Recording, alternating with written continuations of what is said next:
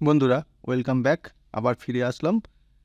আগের দিন যেটা শুরু করেছিলাম, টেবিল ফরম্যাট চেঞ্জ করে কীরকমভাবে আমরা কত কিছু করতে পারি। গতদিন যেখানে শেষ করেছিলাম আমরা সেখান থেকে আবার শুরু করব। একটু আজকে অন্য রকম করব, অন্য রকম জিনিস দেখাবো। গতদিন যেরকম ডাইরেক্ট টেবিল থেকে বিভিন্ন জিনিস করে দিচ্ছিলাম, আজকে ডাইরেক্ট টেবিলের সঙ্গে একটু অন্য রকম জিনিস করব। তো চলো দেখা যাক কী কী জিনিস আমরা করতে পারি। আমরা এই জানুয়ারি ট্যাবে, জানুয়ারি, ফেব্রুয়ারি, মার্চ, যে কোনো ট্যাবে বলো, আমাদের এখানে যে টেবিলটা বানিয়েছিলাম তার হেডিংগুলো কী ছিল? Item code, item, sold unit, price, total. এখান থেকে দুটো জিনিস নেবো আমরা। এক হচ্ছে আইটেম কোড, আর একটা হচ্ছে টোটাল। এই দুটো নিয়ে আমরা একটা নতুন শিটে এখানে কপি পেস্ট করে রেখেছি। কী কারণে করে রেখেছি তোমাদের নিশ্চয়ই মনে আছে, যারা পুরনো ভিডিও দেখেছো। সাম ইফ ফর্মুলা বা এক্স লুকআপ ফর্মুলা বিভিন্নভাবে আমরা করে, তখন অনেক কটা এপিসোডে প্রতি বিভিন্নভাবে করিয়ে তোমাদের দেখিয়েছিলাম। আশা করি সেগুলো দেখেছো। যদি কেউ নতুন না দেখে থাকো, সেগুলো একবার দেখে নিও। আমাদের এক্স লুকআপ বলো, সাম ইফ বলো, ভি লুকআপ বলো, এরকম বিভিন্ন এক্সেলের ফর্মুলার ওপর আমাদের ভিডিওগুলো করা আছে। খুব ইন্টারেস্টিং ভিডিও। তো আজকে এই টেবিল ফরম্যাট থেকে আমরা একটু এক্স লুকআপ এবং অন্যান্য ফর্মুলার দিকে যাব। সেগুলো কিভাবে এখানে ঢোকানো যায় বা তার সাহায্যে কিভাবে করা যায় সেটাই দেখাবো।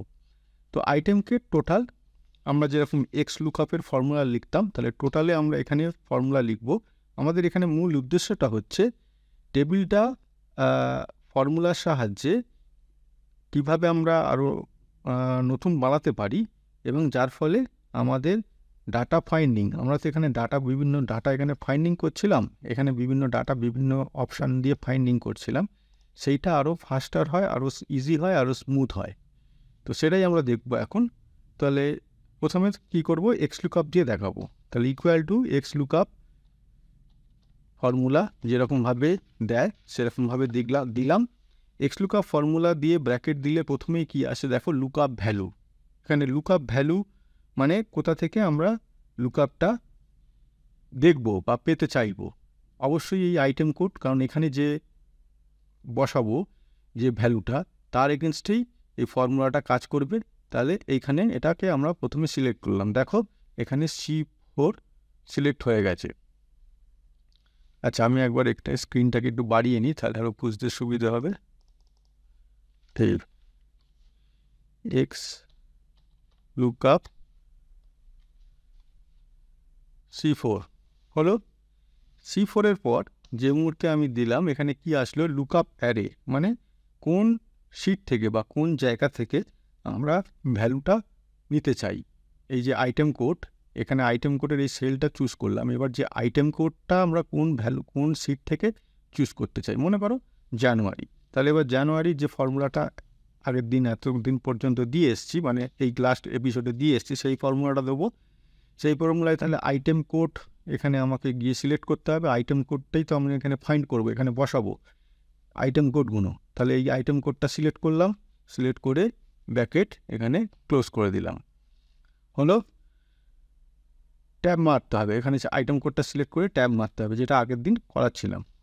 হলো, এরপরে এই আইটেম কোডটা যেটা সিলেক্ট করলাম, এটা মেন যে আইটেম কোড সিলেক্ট করলাম তার কি বার করব, তার সঙ্গে রিটার্ন অ্যারে। এখানে দেখো রিটার্ন অ্যারে দেখাচ্ছে। সেই রিটার্ন অ্যারেটা মানে এই আইটেম কোডের এগেনস্টে কী বার করতে চাইছি না, টোটাল।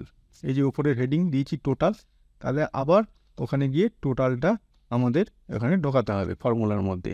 টোটাল ট্যাব কি করব, ট্যাব কি প্রেস করব কিবোর্ড থেকে, টোটাল দিয়ে ব্র্যাকেট ক্লোজ করে দিলাম।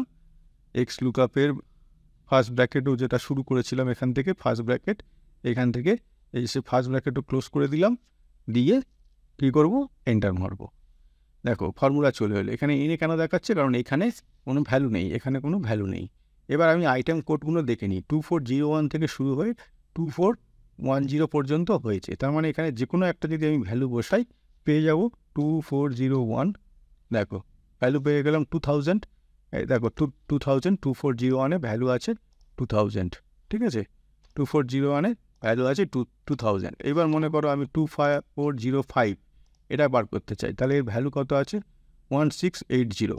দেখে নিই এখানে হচ্ছে কি না 2405, দেখো 1680, ঠিক আছে। তাহলে এইবার এখানে এই যে টেবিলটা বানালাম এটা মডিফাই করতে পারি। কিভাবে মডিফাই করতে পারি না, এখানে টোটালটা কি, টোটালটা কার বেরোচ্ছে না জানুয়ারি, তাহলে এখানে টোটাল যদি আমি লিখি জ্যান, এবার সেম জিনিস সেম ফর্মুলা অ্যাপ্লাই করে এখানে আমরা আর একটা কলম অ্যাড করতে পারি, এখানে লিখতে পারি ফেব্রুয়ারি, সেম ফর্মুলাটা এখানে হবে। তার মানে এরকমভাবে পরপর প্রতি মাসের যদি আমরা পরপর টোটাল ফেব্রুয়ারি, টোটাল মার্চ, টোটাল এপ্রিল এরকম যদি পাশাপাশি করে নিই, তাহলে এই কোডের এগেনস্টে জানুয়ারিতে কত সেল হয়েছে, ফেব্রুয়ারিতে কত সেল হয়েছে, মার্চে কত সেল হয়েছে, এপ্রিলে কত সেল হয়েছে পেয়ে যাব। কোথা থেকে পাবো, তখন কিন্তু ফর্মুলাটা এখানে যেমন জ্যান সিলেক্ট করছিলাম, এই ক্ষেত্রে কি করতে হবে ফেব্রুয়ারি সিলেক্ট করতে হবে, তারপরে মার্চ সিলেক্ট করতে হবে, তারপরে এপ্রিল, এরকমভাবে করে যেতে হবে। তাহলে 2401 থেকে 2410 এটা তো সব কটা কোড একই, তাহলে প্রত্যেকটা কোডের এগেনস্টে সেই মাসে কত কত সেল হয়েছে আমরা এখানে পরপর পেয়ে যাব। তাহলে দেখতেই পেলে এক্স লুকআপ ফর্মুলা যদি এই টেবিল ফরম্যাটের সঙ্গে আমরা মার্চ করে দিই বা ইনসার্ট করে নিই, ফর্মুলা দিয়ে করি, তাহলে আরও কত সোজা হয়ে গেল। ঠিক আছে, তো এই হচ্ছে আমাদের একটা পদ্ধতি। দ্বিতীয় পদ্ধতিতে দেখো এখানে আমি একটা টেবিল বানিয়েই রেখেছি। টেবিলটা কি পার্থক্য, আগের যে টেবিলগুলো ছিল সে তার সঙ্গে কি পার্থক্য না, এখানে শুধু একটা ব্র্যান্ড বলে কলম অ্যাড করেছি, ব্র্যান্ড, বাকি আইটেম কোড আছে, আইটেম আছে, সোল্ড ইউনিট আছে, প্রাইস আছে, টোটাল আছে, এখানে একটা ব্র্যান্ড। ব্র্যান্ড মানে আমি বলতে চাইছি যে এই যে hard disk, keyboard, mouse, bluetooth, এগুলো কোন ব্র্যান্ডের, কোম্পানি কে বানিয়েছে সেইগুলো এখানে দিয়েছি। তো এখানে আমি কোম্পানি তো লিখিনি, এখানে জাস্ট বোঝানোর জন্য ABCDEFGH এইটা এরকমভাবে 10টা ব্র্যান্ড দিয়ে গেছি।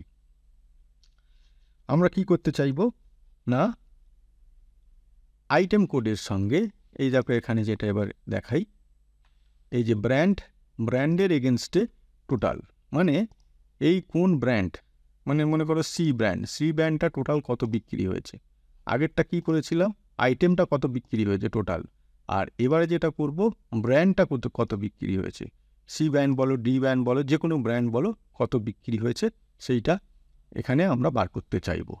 কীভাবে করব সেটা এবার তোমাদের দেখাবো। তাহলে টোটালের জায়গায় এখানে লিখব, এবার এক্স লুকআপ না, এবার সাম ইফ দিয়ে দেখাবো।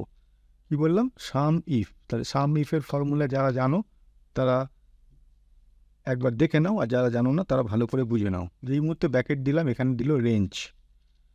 আচ্ছা, তার আগে আর একটা জিনিস দেখিয়ে নিই, এখানে একটা ভুল হয়েছে, এটাকে আমরা একটা টেবিলে কনভার্ট করে নেব। মনে করা যাক এটা প্রথমটাই ধরা যাক, এই টেবিলে কনভার্ট করে নিলাম, এই যে রেঞ্জটাকে এখানে দেখিয়ে দিল, ওকে করলাম, এই টেবিলে কনভার্ট হয়ে গেল।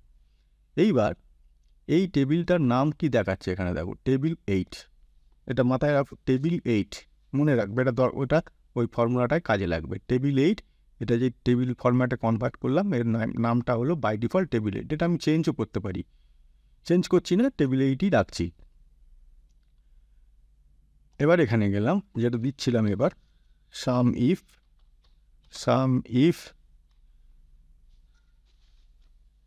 ব্র্যাকেট দিচ্ছে রেঞ্জটা হচ্ছে মানে কোন টেবিল থেকে আমরা এই টোটালটা বার করতে চাইছি, মানে সেইটা দিতে হবে। তাহলে ওই এক্ষুনি বললাম যেটা ওখানে কি নাম ছিল, টেবিল 8টা দিতে হবে।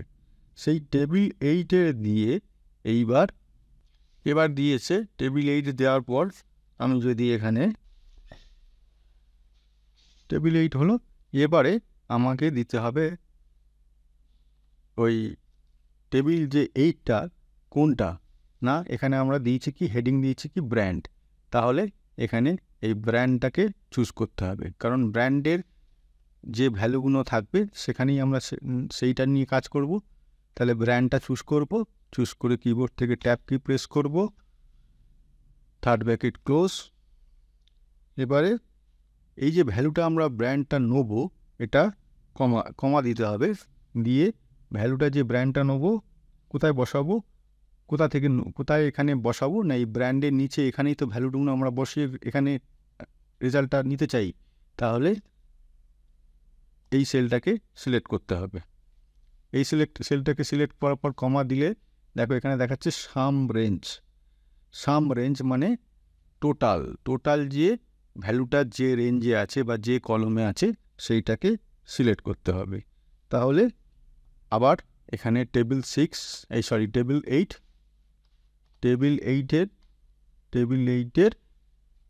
মধ্যে এই যে টোটাল, ওই ফাইলটার নাম ছিল তো টেবিল 8, এই যে এইখানে ফাইলটার নাম ছিল টেবিল 8 তোমাদের দেখিয়ে নিলাম, তার মধ্যে যে টোটাল বলে যে কলমটা আছে বা হেডিংটা আছে সেটাকে সিলেক্ট করতে হবে।